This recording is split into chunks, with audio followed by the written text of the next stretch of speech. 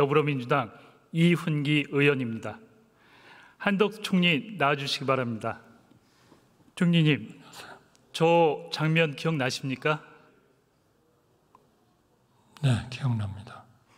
2년 전 대정부 질문에서 형제복지원 사건에 대해 사과한다고 하셨는데 사과하셨나요?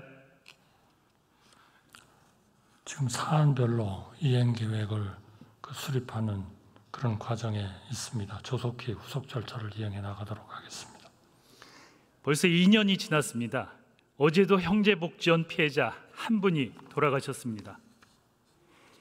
이 사건은 윤석열 정권에서 진실을 규명한 대표적인 국가폭력 사건입니다. 성감학원 인권 침해 사건과 대표적인 국가폭력 사건입니다. 그런데 이 사건조차 진정한 사과와 반성이 없으니까 정권이 친일로 가고 역사 왜곡이 버젓이 자행되는 거 아닙니까? 네, 조속히 추진되도록 그렇게 노력을 하겠습니다. 아니, 그렇게 성의 없는 답변이 어디 있습니까?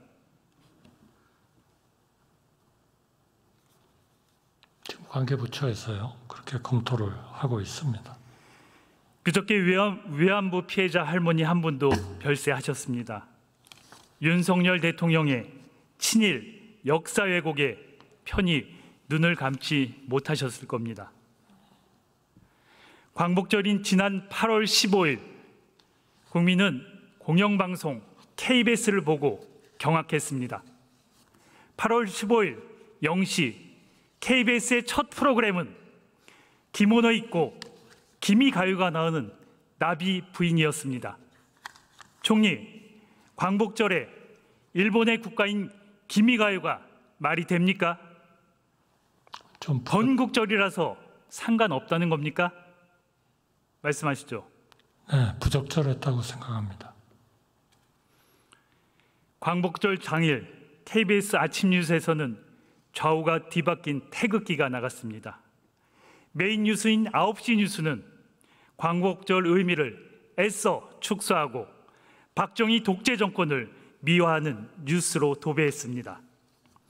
그리고 광복절날 밤 다큐라고 부르기도 민망한 이승만 미화 다큐를 방송했습니다. 이게 전부 광복절인 8월 15일 날 하루 동안 공영방송 KBS에서 일어난 일입니다. 친일 독재 정권의 역사 쿠데타와 방송 장악 쿠데타의 합작품이 바로 KBS 광복절 사태입니다. 공영방송이 정권에 장악당하면 어떻게 되는지 국민들은 광복절날 KBS에서 똑똑히 지켜봤습니다. 총리, 한국방송 KBS가 일본 방송 JBS입니까? 말씀하시죠. 일본 방송 JBS가 아니라 NHK냐고 물으셔야 되지 않을까요? 그렇다고 생각하지 않습니다.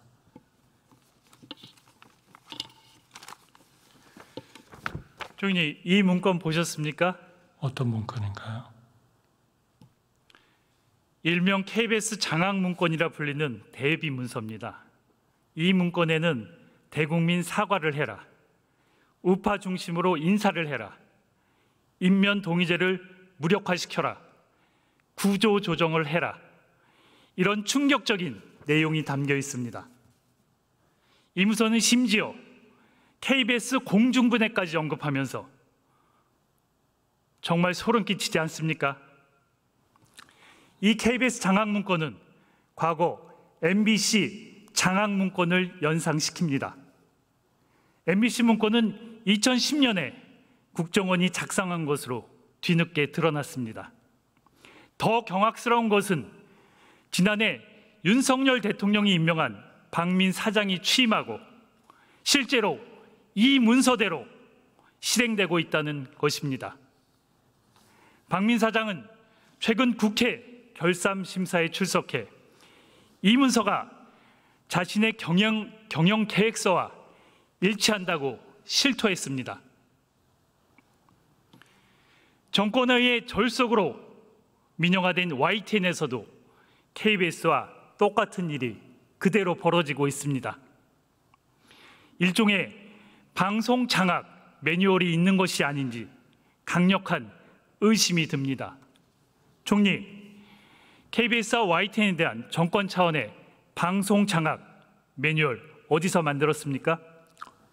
저는 우선 우리 의원님께서 말씀하시는 그 문서, 그거를 제가 본 적이 없습니다. 그렇기 때문에 그 문서가 의원님 말씀하신 대로 KBS가 만들어가지고 이행을 하고 있느냐 하는 것에 대해서 제가 동의를 해드릴 수가 없다 하는 말씀을 드리고 싶고요.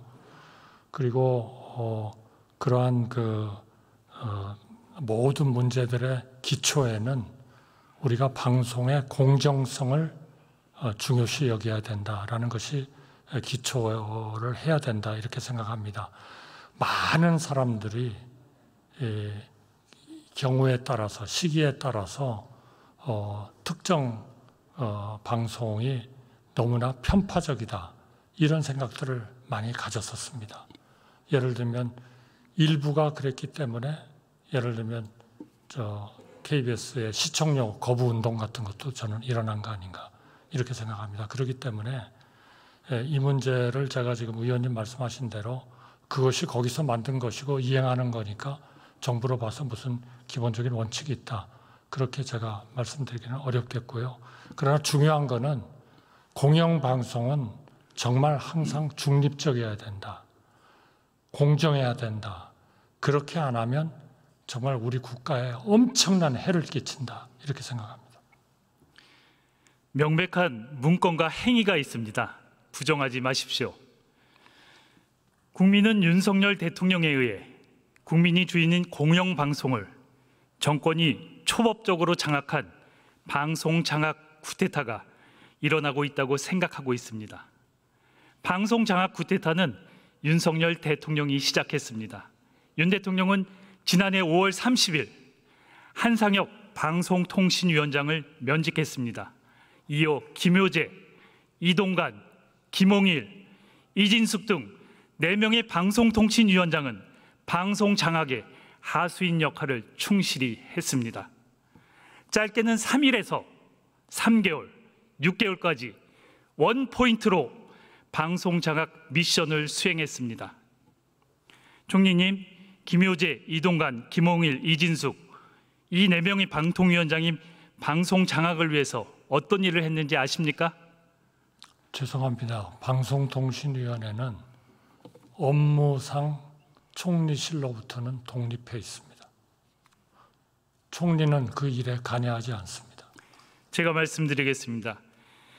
김효재 위원장 직무대행은 KBS 이사장 해임 등 KBS 장악, 이동관 위원장은 YTN 민영화 추진과 방송통신심의위원회 장악, 김홍일 위원장은 YTN 민영화 승인, 이진숙 위원장은 MBC 장악을 위한 공영방송 이사 선임을 불법적으로 강행했습니다.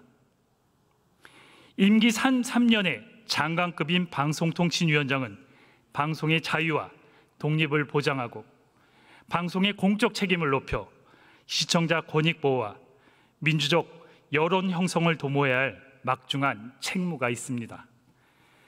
하지만 윤석열 정권에서 방송통신위원장은 방송 장악 미션 수행을 위해 마치 소모품처럼 쓰여졌습니다. KBS, YTN, TBS는 정권에 완전히 장악당했고 방송통신위원회는 방송통제기구로, 방송통신심의위원회는 방송검열기구로 전락했습니다.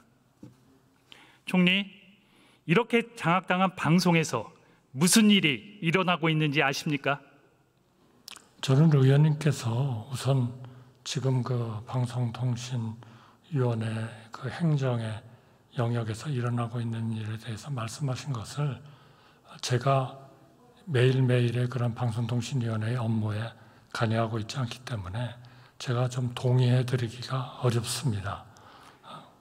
그러나 우리가 하나의 그 국정의 일환으로서 공영방송은 과거와 같이 그렇게 편파적이고 많은 국민들이 저항을 할 정도로 그런 비정상적인 상태를 반드시 벗어나야 된다. 저는 그렇게 원칙적으로 생각합니다.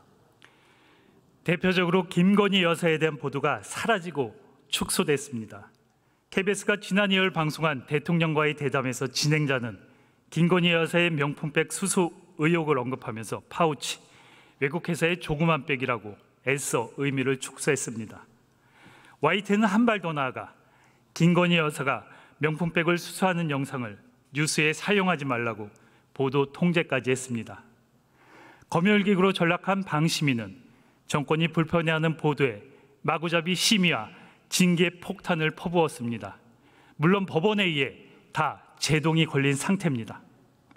총리님, 대통령은 공영방송이 국민과 공익을 위한 방송이 아니라 정권 홍보를 위한 도구로 쓰여진다고 생각하고 있습니까? 그렇게 전혀 생각하고 계시지 않습니다. 다만 공영방송이 좀 더 공정성과 균형을 갖춰야 된다라고 생각하고 계십니다. KBS 광복절 사태를 보면 공영방송을 정권의 나팔수로 쓰는 걸 넘어서 공영방송을 마치 극우 유튜브로 만들고 있습니다. 이게 윤석열 대통령의 방송관 아닙니까? 제가 동의해 드리기는 어렵습니다. 하지만 최근 윤석열 정권의 방송장악 쿠데타에 제동이 걸렸습니다. 윤석열 정권은 이진숙을 방송통신위원장에 앉히고 취임 첫날 마지막 남은 공영방송 MBC 장악을 시도했습니다. 총리, MBC 장악 시도에 법원이 어떤 결정을 내렸는지 아십니까? 네, 알고 있습니다. 얘기하시죠. 일단 그 이행을 유보시킨 것으로 알고 있습니다. 법원은 MBC 이사 선임 집행정지 가처분 신청을 받아들였습니다.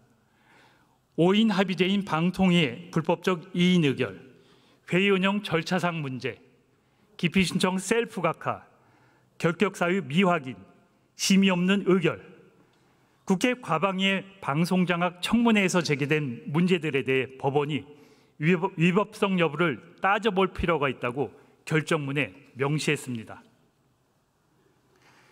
이제 방송장악 쿠데타를 끝내야 합니다. 그러기 위해서는 공영방송 지배구조를 개선하고 정치적인 후견주의를 끊어내야 합니다. 최근 대통령이 거부권을 행사한 방송사법의 핵심은 공영방송 이사의 다양성과 개방성을 높이고 국민의 참여를 보장해 공영방송을 국민께 돌려드리는 것입니다.